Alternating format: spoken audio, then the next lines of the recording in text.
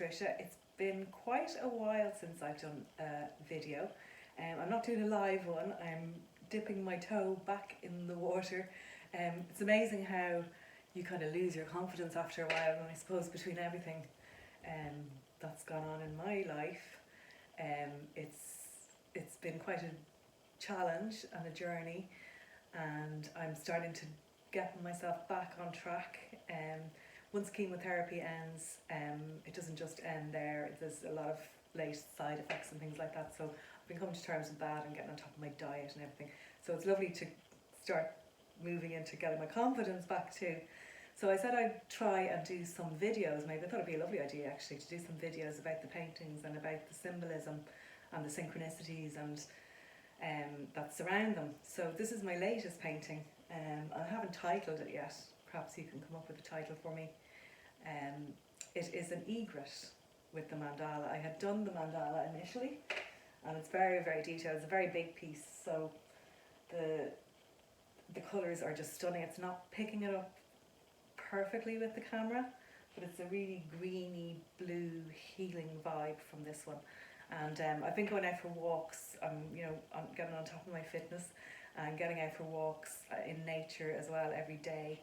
And it's so beautiful. I'm very blessed to live very close to some really beautiful parks and the mountains here in Dublin too. And so it is, I keep seeing birds everywhere. When I walk along the Dodders River in South Dublin, and I walk along there most mornings, I see herons. And then the lakes, I see swans, and they had 8 babies there recently when I saw them. And it's just been so beautiful seeing nature with all the ducklings with their babies, everything.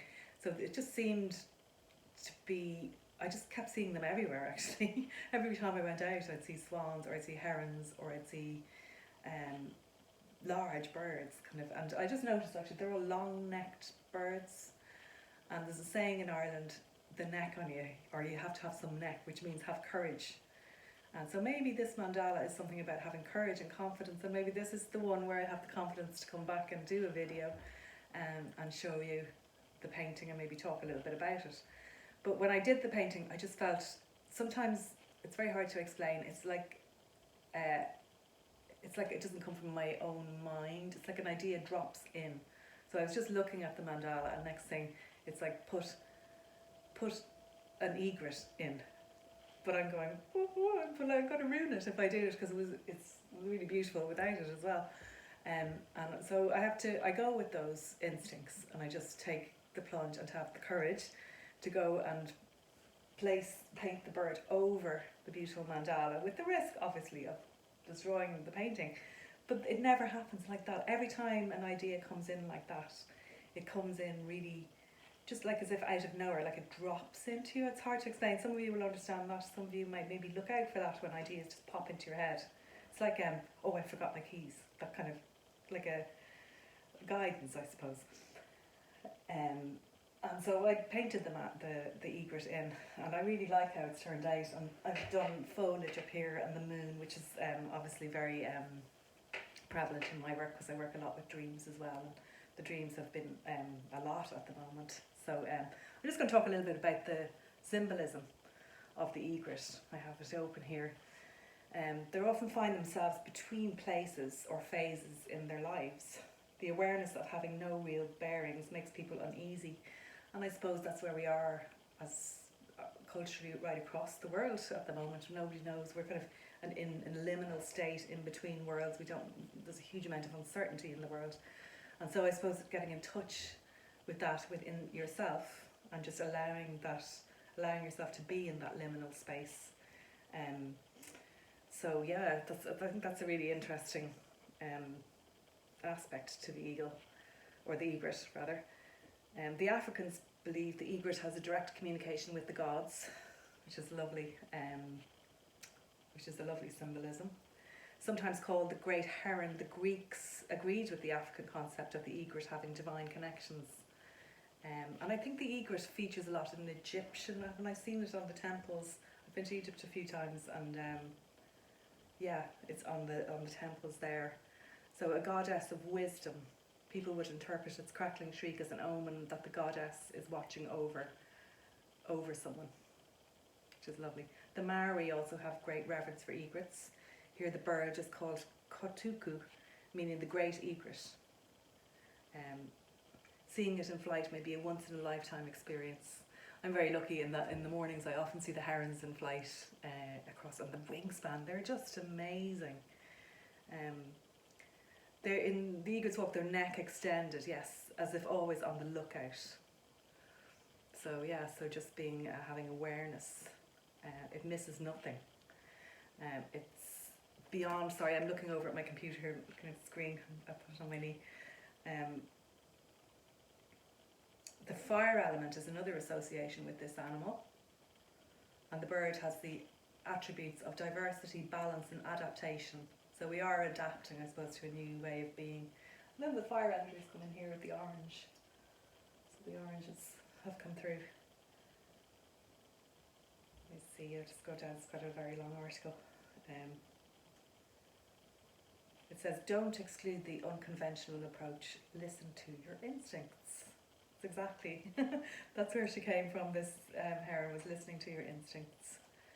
And I think that's a really good message in life in general, because our instincts are literally our life-preserving mechanism, and we're often taught to ignore them in our culture. You know, between our dreams, our instincts, our synchronicities. Think when you have a gut feeling, everybody has that experience. You have a gut feeling, and you know something, and if you ignore it, it ends badly. So listen, or learn to listen to your gut. You can do that in quite simple ways, even going, you know, which is the best route to take if you're going somewhere. Which is the best route to take that will get me there with ease, and just listening to your gut. Is it this way or this way? And just play with it in simple ways before you do in life changing decisions. But yeah, if your life has been in chaos, the egret spirit animal says breathe. It's time to turn to all the relaxation techniques. You know, I've certainly been doing that. I've really finding getting in tune with my body, and kind of I had my first tests after a year, and it is an anxious time, so you to really do your mindfulness techniques. No matter the best of us in the world can't just sail into that without getting anxiety, or you know. So that was just for anyone who doesn't know. That was just a year after breast cancer. So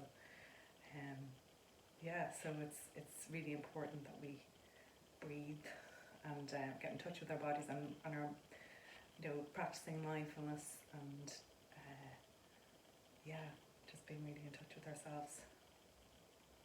Let me see. The mild stubbornness of the egret totem sometimes drives them to a secluded life. Probably me a bit too. Probably a lot of you too. I suppose a lot of empathic people or intuitive people, you can find the energies around you quite a lot.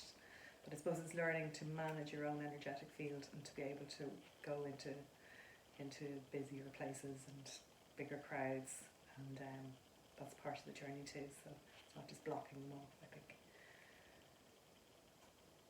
For an athlete, calling on an egret as a power animal provides focus. Control is the name of the game for the egret. The creature supports you in getting the maximum output for the least amount of energetic expenditure. We could all do that. Yeah, the way they wait, you know, when they're fishing, and they just stand there so still and so patient, and they're so beautiful. So the symbolic key means they're calm, determination, good luck, grace, independence, observation, partnership, silence, solitude and tranquility. And I hope that's what this painting will bring to whoever. It's quite a large painting, it's 100 centimetres, so metre by a metre, 100 centimetres by 100 centimetres. And it is available for sale, so I'll put the details in the comment if anyone would like to give her forever home. And I will get limited edition prints. Probably won't be for a couple of weeks, even maybe a month or two before I'll have limited edition prints of it, but I will. And I have some other new ones in the store at the moment of the peacocks, which I also love. I love the peacocks. We have loads of them in Marley, and they're just so beautiful.